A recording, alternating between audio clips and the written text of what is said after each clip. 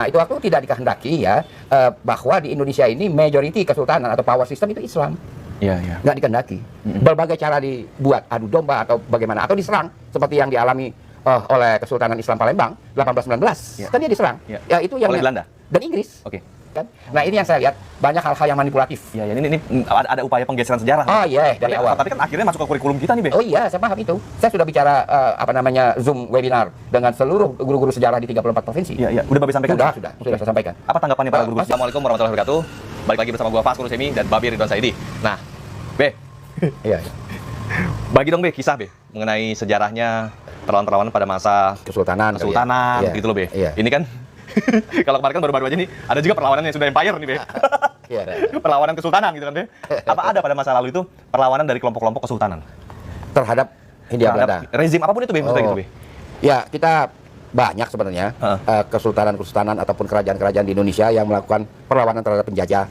Kita sebut saja Kesultanan Aceh, ya kan? Kan cukup panjang perangnya itu, 37 tahun atau lebih. Kemudian juga Kerajaan Pagaruyung kan menghadapi juga Belanda. Di Jawa ada perlawanan Pangeran Diponegoro ya, tapi nggak jelas itu perlawanan Kerajaan Mataram atau kaum adat, karena dia persoalan tanah ulayat ya, tanah adat yang dipersoalkan karena dirampas oleh Belanda, yang dipersoalkan oleh Diponegoro. Lalu juga di Bali kan juga ada, ya perangnya cukup lama, Puputan. Banjar juga ada, juga lama perangnya itu kan, Kesultanan Banjar. Saya batasi dulu, kali ini saya mau mengangkat tentang Kesultanan Palembang dan Kesultanan Pontianak. Kesultanan Palembang itu berdiri 1617 ya.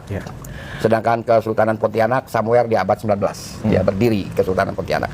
Kita mulai dengan Kesultanan Palembang. Kesultanan Palembang itu yang saya amatin, dia mensejahterakan penduduk dengan cara ada turap di bagian-bagian tertentu dari Sungai Musi. Ada turap itu.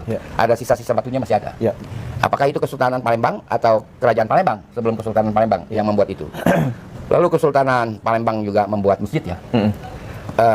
Kesultanan Palembang itu sangat kaya karena sebagai pengelola dari emas Rejang yang ada di Rejang Lebong. Bengkulu maksudnya. Yes. Dan itu kerjasama dengan Pagaruyung perdagangan emas itu. Kesultanan Palembang itu mempunyai satu garis atau golden road ya dengan Andalusia. Di Spain ya kan. Semula Andalusia itu bentuknya adalah kepanjangan atau Verlengster kata orang Belanda dari Umayyah yang di Damaskus. Tapi Umayyah berakhir pada abad 8 atau abad 9. Tapi Andalusia tetap berjalan sebagai bandar, sebagai zona ekonomi perdagangan emas. Dan Kesultanan Palembang juga memiliki mata uang logam, ya kan? Ada beberapa kesultanan seperti Samudra Pasai, Aceh juga ada. Karena udah kira-kira 15 tahun lalu di Kairo ditemukan 5 keping logam Aceh, ya kan? Nah, ini yang saya ingin mengatakan bahwa alat tukar adalah indikator paling penting untuk menelusuri ada atau tidaknya sebuah power system, ya kan? Kalau dia alat tukar tidak harus dibuat sendiri. Bisa juga alat tukar dari Samarkand, alat tukar dari Rubaiyah, dari Imarat, ya kan? Bisa dari manapun alat tukar itu, karena bisa ditilai harganya. Nah, di dalam hal ini Kesultanan Islam Palembang itu membuat mata uang sendiri, ya kan? Ada logam mata uang yang dikeluarkan oleh Kesultanan Palembang. Ini tidak meragukan lagi. Lalu juga dia mempunyai lokus yang jelas yang namanya Benteng Koto Besak, ya kan? Di seberangnya ada Masjid Agung kan dibuat. Jadi jelas Islam ini. Jadi memang kalau di Sumatera, kita bicara Sumatera, tidak ada kerajaan yang tidak Islam. Ya kan? Makanya tiba-tiba diselipin Sriwijaya yang Buddha jadi bingung. Ya kan, tidak ada yang nggak Islam. Lalu kita lanjut. Yang sangat itu masanya sama nggak sih, kalau dari ceritanya arkeolog kan Sriwijaya masanya sama Kerajaan Palembang? Dia mengklaim itu awalnya entah abad ketiga gitu kan, berakhirnya katanya somewhere abad ke-7 ya kan. Sedangkan itu kalau menggunakan variabel ekonomi nggak ada kerajaan di Indonesia sebelum abad 10. Dia harus ada alat tukar.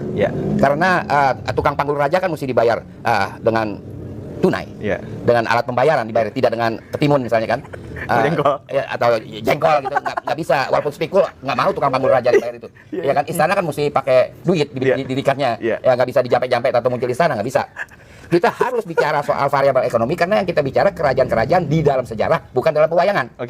Kalau dalam pewayangan nggak perlu kita soal Arjuna kerja di mana, kok cewek banyak yang naksir media kan misalnya gitu, ya kan. Gatot Kaca misalnya, kok terbangnya hebat, dia pakai BBM apa kan gitu, ya kan. nggak usah kita tanya, ini wayang. Wayang. Nggak usah ditanya lah. Oke. Perang Barata Pentas juga. lah, pentas tuh ya. Pentas. Oke. Tapi kalau sejarah harus ada variabel ekon yang bicara, nggak bisa nggak. Tidak mungkin tanpa adanya variabel ekonomi. Nggak bisa. Kita berkhayal jadinya. Oke. Ya kan, kita jadi berkhayal. Nah, kita balik lagi pada Sebentar, Be. Tapi kalau saya perhatikan, Be, memang yang Babe bilang itu karakter dari power system yang ada di wilayah Sumatera itu memang Muslim yang pertama, terus memang kaya-kaya, Be ya. Kaya. Karena patokannya mereka pakai emas, semua mahkotanya pun emas gitu, Be ya. Sampai sekarang kalau kita lihat wanita-wanita dari Sumatera itu busananya kan emas semua, Iya, ya kan? iya. Dari mulai ke Aceh, Banda Aceh sampai ke Bandar Lampung di selatan. Iya, Bandar Lampung kan zona ekonomi, nggak ada zona kerajaan. ekonomi. Bandar Lampung nggak ada kerajaan, dia zona ekonomi, dia ada Rajo Baso ya. Iya, Apa? iya, iya. Raja Basa kan sekarang bukan Raja Baso dulu. Raja Basa itu ada sumber di situ.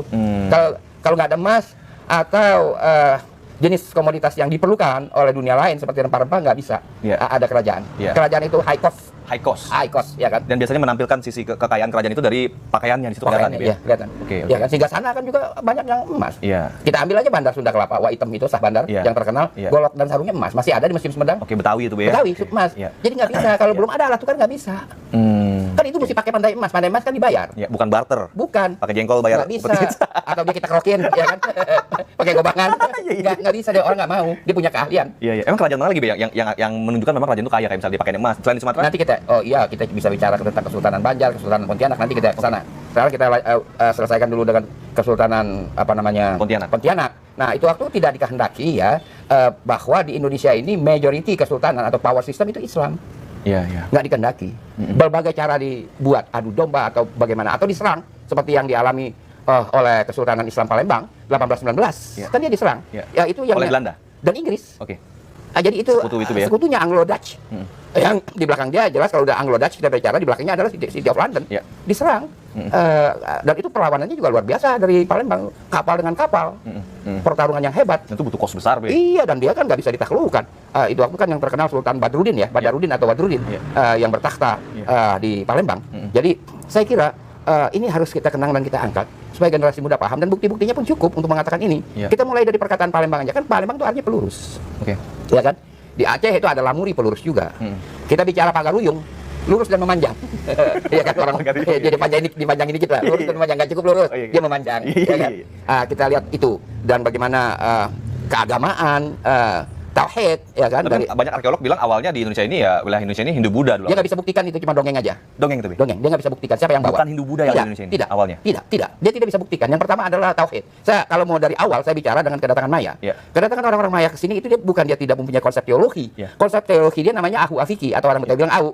Jadi kita kalau bicara dengan orang Betawi susahnya, rumah Pak RT di mana? Au. Kita nggak ngerti, lu tahu apa nggak sih? Au kan susah. Itulah Ahu Afiki. Au itu dari Au Afiki. Dari Au Afiki. Saya tahu ada Tuhan, tapi saya tidak tahu apa-apa tentang itu. Konsep teologinya. Konsep teologi orang-orang Maya. Bukan Hindu-Buddha yang masuk awal di sini. Nggak ada, Pak. Saya nggak temukan buktinya. Ya kan? Nggak temukan buktinya. Tapi katanya ada banyak arca-arca patung-patung. Siapa yang bikin dulu? Iya kan? Siapa yang bikin? Kalau lihat postur-posturnya kan bukan postur Asia, cewek-ceweknya. Iya. Ya kan, bukan postur Asia, cewek-ceweknya kan? Wah, kita lihat lah ya. Kita nggak bisa cerita detail ya kan? Nanti free kick. Ya kan, free kick. Nggak usah kita detail ya kan? Namanya aja Roro Jonggrang. Roro atau Lolo atau Lala kan artinya perempuan yang jelita, tapi posturnya tinggi. Nah, bayangin. Ya kan, seperti Kim Kardashian. Iya. Bapak tahu juga sama Kim. Kira-kira ya kan? Kita lanjut. Kemudian masuklah orang-orang, kita udah cerita tentang Queen of Sheba kan? Abad kedua Masehi. Queen of Sheba mulai dari si Piro, terus ke sekujur Sumatera.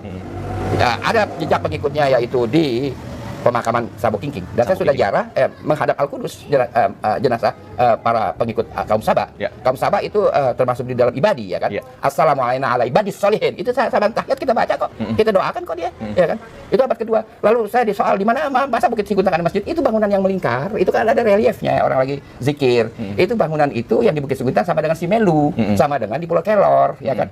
Itu tauhid dia atau ibadi mereka atau monoteis mereka, kemudian mereka datang Islam, begitu mudah diterima Islam di Sumatera karena asasnya itu. Kita lihat kedatangan di daerah Kampar ya, Riau itu kan, kedatangan orang-orang dari Babylon, orang-orang peradaban Sumeria. Kita lihat sisa-sisanya pada prasasti Kampar. Kita lihat pada Portibi, pemakaman Portibi itu kan pemakaman. Kita lihat pada Muaro Takus. Takus adalah himne, ya kan? Tidak ada jejak Buddha di Sumatera. Nggak ada, ya? Tidak saya temukan. Nah, banyak banget malah jejak-jejak Islam yang Islam dan monoteis. Lalu kemudian Tuhan ya, ya. Kemudian di Manapo Jambi, ya kan? Itu Belanda pasang aca masangnya juga nggak sentring. Mungkin berat ngegotongnya, ditaruh gitu aja kan. Nah ini yang saya lihat banyak hal-hal yang manipulatif. Iya, ini ada upaya penggeseran sejarah. Oh iya, dari awal. Tapi kan akhirnya masuk ke kurikulum kita nih, Be. Oh iya, saya paham itu. Saya sudah bicara Zoom webinar dengan seluruh guru-guru sejarah di 34 provinsi. Iya. Udah Babe sampaikan? Sudah saya sampaikan. Apa tanggapannya para guru-guru sejarah? Positif. Oke. Dan mereka akan memfollow up. Nah, itu kita balik lagi ke cerita Kesultanan Islam Palembang, ya kan? Dia tetap eksis, sampai sekarang pun eksis. Ya kan? Ya. Kesultanan Islam Palembang. Nah, lalu kita pada lain kesempatan nanti kita akan merinci pemberontakan Puputan di Bali, lalu juga Perang Banjar ya. Oke. Di Banjarmasin. Ya. Kesultanan Islam Banjar, ya.